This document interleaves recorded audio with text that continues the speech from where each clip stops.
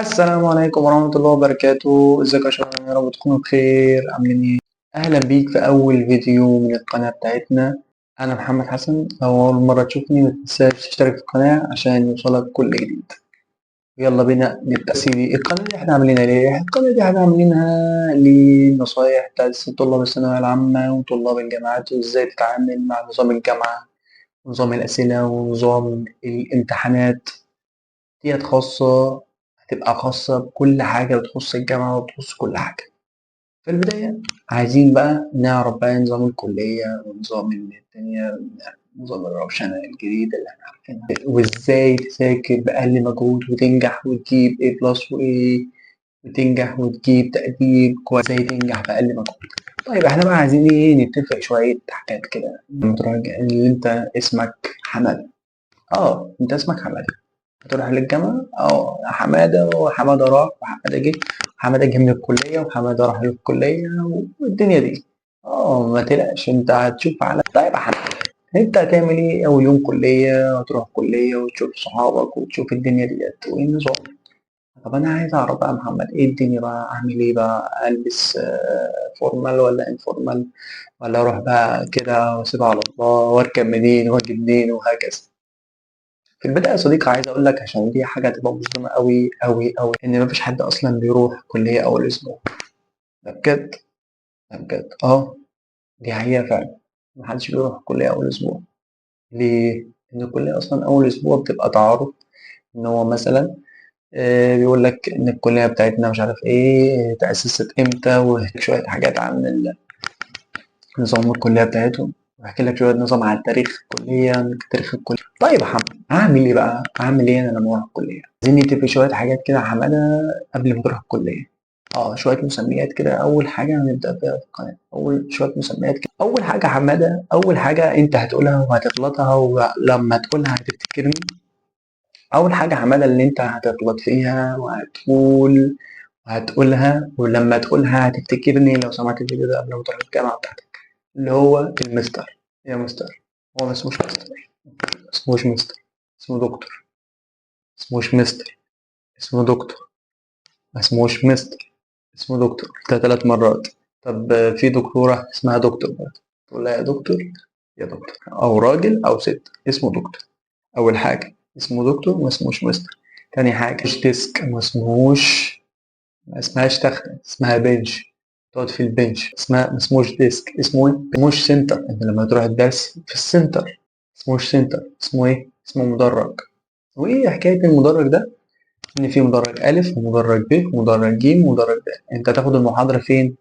في مدرج. سواء بقى، والمدرج بيكون باسم الدكاترة اللي هم بيكونوا اسمه ده، بتبقى بأسامي دكاترة، وغالبا بيبقوا أسامي تحس إن هي مش جاية على بعضها كده. يعني إحنا مثلا في الجامعة بتاعتنا دكتور إبراهيم السمرة، دكتور فتح الله رحاب، فاهم؟ دكتور حسام الوكيل. يعني أسامي بتحس إن أنت إيه، دماغك ايرور على طول. اسمه إيه؟ ما اسموش سنتر. اسمه إيه؟ وما اسمهاش، ما اسمهاش حصة، ما اسمهاش حصة. اسمها ايه؟ اسمها ايه؟ محاضرة. اسمها ايه؟ محاضرة. اسمها ايه؟ محاضرة أو سيكشن. وهنعرف الفرق دلوقتي بين المحاضرة والسيكشن. ما اسمهاش حصة، اسمها ما اسموش واجب، ما اسموش هوم ورك، اسمه ريبورت. ما اسموش واجب، اسمه ريبورت. الدكتور قال لك عندك ريبورت عن كذا، يبقى ده الواجب بتاعك. ما اسموش واجب، اسمه ريبورت. اسمه ريبورت. وما اسمهاش درجة. ما عنديش درجة مثلا اديني درجة دكتور في حاجة اللي اسمها بونص. اسمها ايه؟ بونص. اسمهاش درجة. اسمها ايه؟ كده يا صديقي قلت لك كل حاجة. يعني كان مبدئيا كده كحمادة روش داخل الكلية، ويعرف شوية حاجات كده تفاصيل، ويعرف شوية تفاصيل عن حوار الكلية وجامعة الكلية. صديقي دلوقتي عايز أكلمك في حوار تاني برضه. حوار ايه يا صديقي؟ عايز أكلمك في موضوع النظام الامتحانات في الجامعة.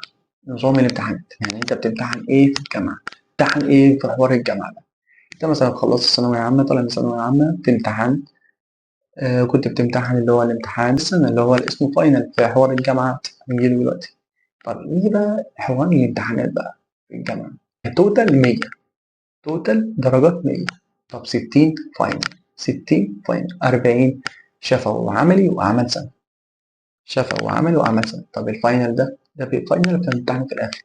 طب في الشفوي والعملي والميد، من الامتحانات عندك ميد شفوي وعملي وفاينل. تاني الامتحانات ميد وشفوي وعملي وفاينل. الميد ده الميد ترم، ده بتمتحنه في الأسبوع السابع من الدراسة.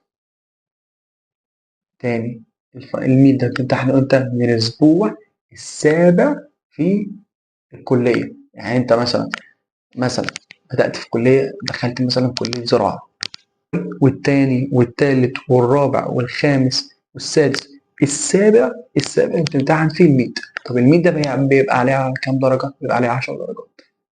بيبقى عليه كام درجة؟ بيبقى عليه 10 درجات. ده بيختلف من كلية لكلية. تمام؟ بيختلف من مادة لمادة. هنيجي بقى لحوار المواد الاختيارية والإجباري، والإجباري عام وإجباري كلية وإجباري جامعات والحاجات دي جاية ما تقلقش. حوار كبير. والحاجة الميد نقول الميد بالإنجلش يبقى عليه كام درجة؟ 10 درجات. ده الأسبوع السابع. الأسبوع إيه؟ السابع. تاخد 7 أسابيع كمان. يعني كام أسبوع؟ يبقى كام أسبوع؟ 14 أسبوع.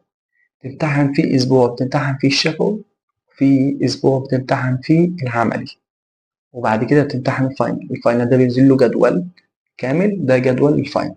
طب العملي والشفوي، العملي بتمتحنه العملي بتمتحنه أسبوع، والشفوي بتمتحنه. ده كده خدت كتوتال الامتحانات اللي انت بتمتحنها في الجامعة، اللي انت بتمتحنها على مدار الترم أو على مدار السنة.